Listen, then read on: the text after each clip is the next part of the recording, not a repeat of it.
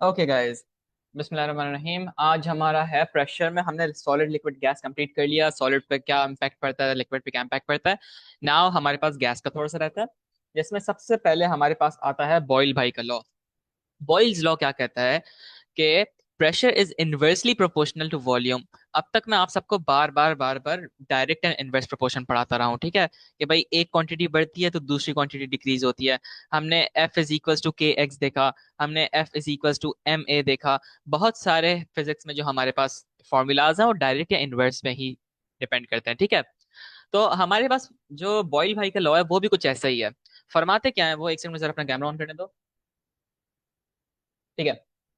Boil भाई फरमाते क्या हैं, वो ये फरमाते हैं कि हमारे पास अगर किसी भी जगह का, किसी भी गैस का, अगर मैं प्रेशर वॉल्यूम कम करता हूं, अगर मैं किसी भी गैस का वॉल्यूम कम करता हूं तो क्या होगा, मतलब मैं उसका प्रेशर इंक्रीज कर रहा हूं।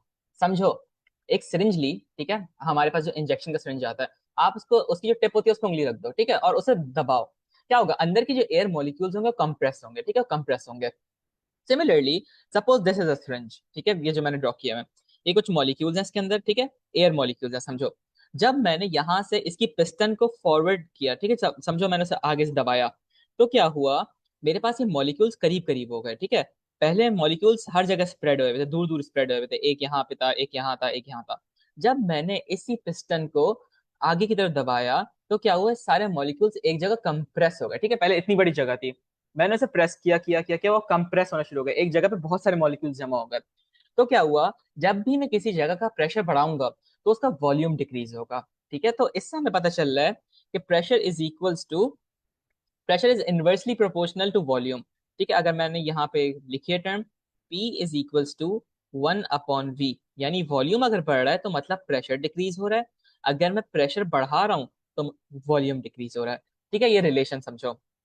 नाउ हमारे पास इसका एक फॉर्मूला है, P1V1 is equals to P2V2, ठीक है। क्या फॉर्मूला है, P1V1 is equals to P2V2। करना क्या है भाई, अच्छा, इससे पहले, इस फॉर्मूला से पहले बढ़े, एक और बात बताता हूँ मैं। हमारे पास साथ में एक और चीज होती है, वो क्या होती है कि जब मैं वॉल्यूम डिक्रीज करता हूँ ना तो मेरे पास टेम्परेचर इंक्रीज होता है। क्यों होता है भाई, मुझे बताओ। जब, समझो ये एक एयर मॉलिक्यूल है, ये एक एयर मॉलिक्यूल है, जब ये टकरा रहे हैं, ठीक है, टकरा रहे हैं, तो हल्की सी हीट प्रोड्यूस हो रही है, ठीक है। अब उनकी, अब लेकिन ये, अब समझो, अब ये दूर दूर है, एक मॉलिक्यूल यहाँ पे, एक मॉलिक्यूल यहाँ, एक मॉलिक्यूल यहाँ, एक मॉलिक्यूल यहाँ। जब ये टकरा रहे हैं तो पहले कम टकरा रहे हैं, ठीक है। जब मैंने इसको बंद कर दिया, यानी करीब कर दिया, कंप्रेस कर दिया, अब ये मॉलिक्यूल्स बहुत करीब करीब हो गए, तो इनकी कोलिजन्स बढ़ जाएंगी, ठीक है। जितनी कोलिजन्स बढ़ेंगी तो उनका टेम्परेचर भी इंक्रीज हो जाएगा, ठीक है। कोलिजन होंगी तो साथ में फोर्स लगेगी, फोर्स लगेगी तो ऑब्वियसली एनर्जी लगेगी, एनर्जी, एनर्जी डेसिपेट होती है, अभी हम एनर्जी का चैप्टर पढ़ेंगे। एनर्जी डेसिपेट होती है तो टेम्परेचर इंक्रीज आता है, ठीक है। तो टेम्परेचर इंक्रीज आया, जिसकी वजह से हमें, हमने दो बातें पढ़ी। गैस दो चीजों को अफेक्ट कर रही है, सबसे पहले गैस अफेक्ट कर रही है किसको, गैस, ओ प्रेशर अफेक्ट कर रहा है गैस को, और प्रेशर अफेक्ट कर रहा है टेम्परेचर को। अगर मैं प्रेशर बढ़ा रहा हूँ तो जो गैस का वॉल्यूम है वो कम होगा, अगर मैं प्रेशर को बढ़ाता हूँ जो टेम्परेचर होगा वो भी बढ़ेगा, ठीक है। हमारे पास ये मैंने लिख दिया कि affect of increasing the pressure, volume decrease होगा, ठीक है, टेम्परेचर इंक्रीज होगा, ठीक है। और क्यों हो रहा है, क्योंकि कोलिजन बढ़ रही है, कोलिजन बढ़ रही है तो प्रेशर बढ़ रहा है, ठीक है। नाउ मूविंग ऑन, अब ये जो फॉर्मूला है हम इसे यूज करना सीखते हैं। P1V1 is equals to P2V2। Use कैसे करना है, देखो। सबसे पहले हमारे पास एक क्वेश्चन है कि a gas occupies a volume of 600 centimetre cube. अच्छा, P1 क्या है, मतलब पहले का वॉल्यूम बिफोर कंप्रेशन। P2 क्या है, जो बाद का वॉल्यूम है, यानी आफ्टर कंप्रेशन, ठीक है। P1 क्या है, जो पहले का वॉल्यूम है बिफोर द कंप्रेशन। P2 क्या है, जो आफ्टर द कंप्रेशन वॉल्यूम है, ठीक है। नाउ हमारे पास एक क्वेश्चन मैंने छोटा सा लिखा है, a gas occupies a volume of 600 centimetre cube. ये क्या है, हमारे P1 है, ठीक है। At a pressure of 120 kilo Pascal, ठीक है। अच्छा, एक और बात समझो, आपके पास प्रेशर में अक्सर क्वेश्चन आएंगे किलो पैस्कल या पैस्कल में। Now depends on the examiner, वो अगर पैस्कल में आंसर मांग रहा है तो आपको पता होना चाहिए कि 1 kilo pascal is equals to 1000 pascal, ठीक है।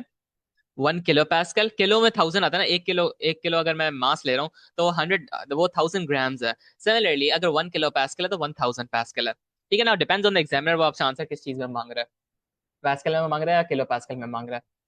अच्छा, क्वेश्चन क्या बोलते हैं कि भाई a gas occupies a volume of 600 centimetre cube at a pressure of 120 kilo pascal. किसी का माइक ऑन है। तो the temperature remains constant. The gas is compressed until its volume becomes 240 centimetre. पहले 600 था, ठीक है, यानी पहले ये वॉल्यूम था, ठीक है, जिसमें गैस के मॉलिक्यूल्स ये दूर दूर तक, ये क्या, ये क्या, ये क्या, ये क्या। फिर मैंने क्या किया, मैंने इसको कंप्रेस कर दिया, दबा दिया, तो अब सारे गैस के मॉलिक्यूल्स करीब करीब हो गए, ठीक है। हम इसको यूज करना सीखते हैं। सबसे पहले देखो, सबसे पहले मैं तो अभी मैं पैस्कल्स में आंसर ले रहा हूँ, इसलिए मैं इसको कन्वर्ट करता हूँ पैस्कल्स में। किलो पैस्कल को पैस्कल में कन्वर्ट करता है। देखो 120 किलो पैस्कल है मेरे पास, तो मैं 120 मल्टीप्लाई बाय 1000 करूंगा, तो मेरे पास पैस्कल्स में आ जाएंगे। कितना हो जाएगा? 120,000। ये पैस्कल मेरे पास आ गया। अब क्या करूंगा, हम फॉर्मूला लगाएंगे, P1 V1 is equals to P2 V2। हमारे पास इनिशियल प्रेशर क्या है? 120, ठीक है, 120,000 इनिशियल प्रेशर है, ठीक है। और इनिशियल वॉल्यूम क्या है? इनिशियल वॉल्यूम है 600 सेंटीमीटर, ठीक है, मल्टीप्लाई बाय 600 कर दो, ठीक है, इज इक्वल्स टू। अब हमें करना क्या, नया प्रेशर ढूंढना है, ठीक है। Calculate the new pressure of the gas. नया प्रेशर हमें नहीं पता क्या है, तो मैंने क्या किया, मैंने P2 को ऐसे ही छोड़ दिया। वॉल्यूम टू उन्होंने दिया हुआ जो कि है 240 सेंटीमीटर, ठीक है, 240 कर दिया। आप सिंपली डिवाइड कर दो सर, 120,000 टाइम्स 600 अपॉन 240 करूंगा, तो मेरे पास P2 आ जाएगा।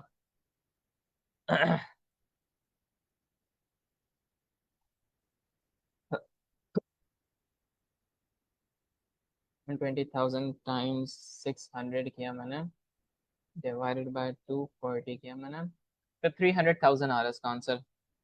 यानी जो मेरे पास आप बाद में प्रेशर क्या है, प्रेशर इंक्रीज हुआ था ना। पहले देखो, पहले प्रेशर था 120,000, ठीक है, 120,000 से वो इंक्रीज हो गया 300,000 पे, ठीक है, 300,000 पे वो इंक्रीज हो गया प्रेशर। तो क्या हुआ, जब मैंने प्रेशर इंक्रीज किया तो मेरा वॉल्यूम डिक्रीज हुआ, यहाँ नोट